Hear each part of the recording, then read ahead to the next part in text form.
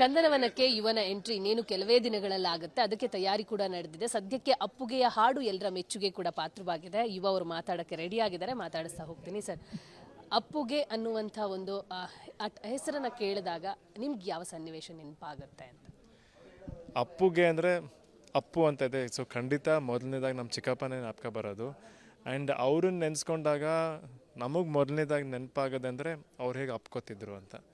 So ಈ ಹಾಡಲ್ಲೂ ಅಪ್ಪುಗೆ ಅಂತ ಏನಕ್ಕೆ ಹೆಸರಿಟ್ಟಿದ್ದಾರೆ ಅಂದರೆ ಏನೇ ಗೊಂದಲ ಇರಲಿ, ಏನೇ ಮನಸ್ತಾಪ ಇರಲಿ, ಕೊನೆದಾಗ ಒಂದು ಅಪ್ಪುಗೆಯಿಂದ ಎಲ್ಲ ಪ್ರಾಬ್ಲಮ್ಮು ಸಾಲ್ವ್ ಆಗುತ್ತೆ ಅಂತ.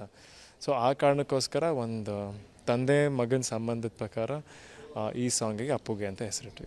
ಈ ಲಿರಿಕಲ್ ಸಾಂಗ್ ಬಿಟ್ಟಾಗ ಒಂದು ಬಿಟ್ಟಲ್ಲಿ ರೆಕಾರ್ಡಿಂಗ್ ಸ್ಟುಡಿಯೋದಲ್ಲಿ ನೀವು ಏನೋ ಯೋಚನೆ ಮಾಡ್ತಿದ್ದ ಫೀಲ್ ಕೊಡ್ತಾ ಇತ್ತು. ಸೊ ಆ ಸಂದರ್ಭದಲ್ಲಿ ನೀವು ಆ ಟ್ಯೂನಿಗೆ ಯಾವ ಥರ ಯೋಚನೆ ಮಾಡ್ತಾ ಇದ್ರಿ ಅಂತ?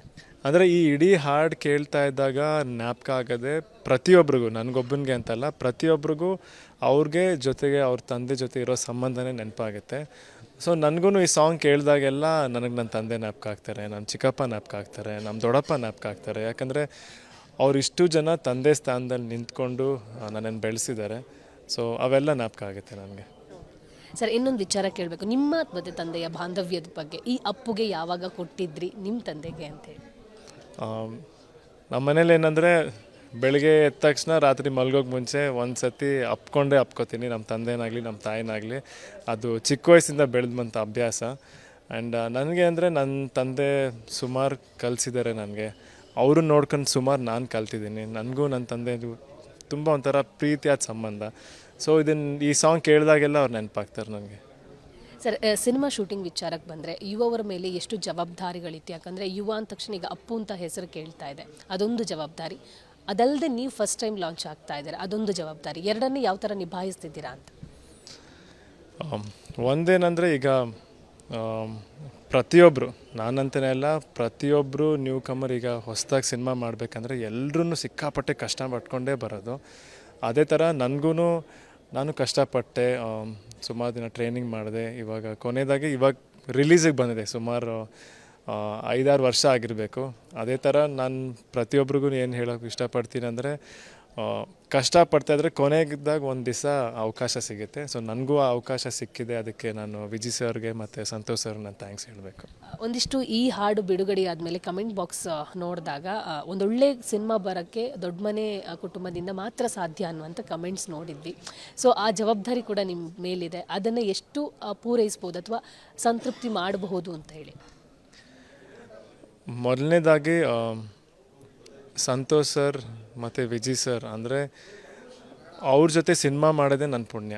ಇವಾಗ ಸಂತೋಷ್ ಸರ್ದು ಎಲ್ಲ ಸಿನಿಮಾಗಳು ನೋಡಿದ್ರೆ ಸಿನಿಮಾಲಿ ಒಂದು ಒಳ್ಳೆ ವಿಷಯ ಇರುತ್ತೆ, ಇಡೀ ಫ್ಯಾಮ್ಲಿ ಜೊತೆ ಕೂತ್ಕೊಂಡು ನೋಡೋಂಥ ಸಿನಿಮಾ, ಎಂಟರ್ಟೈನ್ಮೆಂಟ್ ಇರುತ್ತೆ, ಕಮರ್ಷಿಯಲ್ ಆಸ್ಪೆಕ್ಟ್ಸ್ ಇರುತ್ತೆ.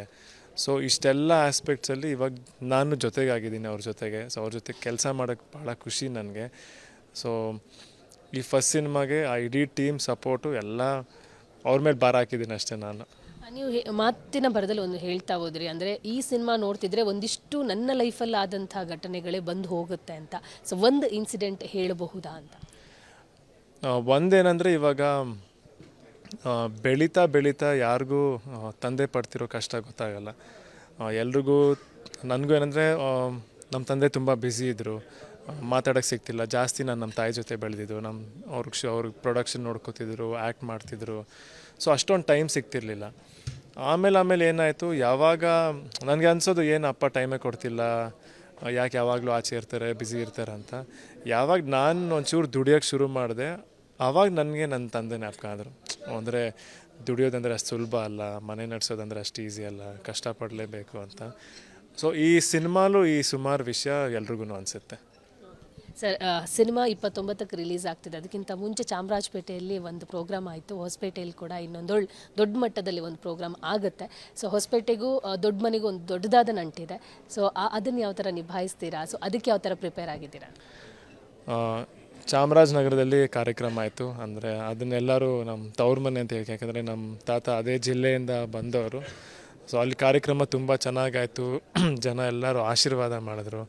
ನೆಕ್ಸ್ಟ್ ಪ್ರೀ ರಿಲೀಸ್ ಇವೆಂಟ್ನ ಹೊಸಪೇಟೆಯಲ್ಲಿ ಮಾಡಬೇಕು ಅಂತ ಸುಮಾರು ದಿನದಿಂದ ಎಲ್ಲ ಅಭಿಮಾನಿಗಳ ಒತ್ತಾಯ ಅದು. ಆ್ಯಂಡ್ ನಮ್ಮ ಇಡೀ ಟೀಮು ಒಟ್ಟಿಗೆ ಕೂತ್ಕೊಂಡು ಡಿಸೈಡ್ ಮಾಡಿದ್ದು ಸರಿ ಹೊಸಪೇಟೆಯಲ್ಲೇ ಪ್ರೀ ರಿಲೀಸ್ ಇವೆಂಟ್ ಮಾಡೋಣ ಅಂತ. ಸುಮಾರು ತಯಾರಿ ನಡೀತಾ ಇದೆ. ಪ್ರಾಬ್ಲಿ ಒಂದು ಪರ್ಫಾರ್ಮೆನ್ಸು ಮಾಡ್ತೀನಿ ಅಲ್ಲಿ.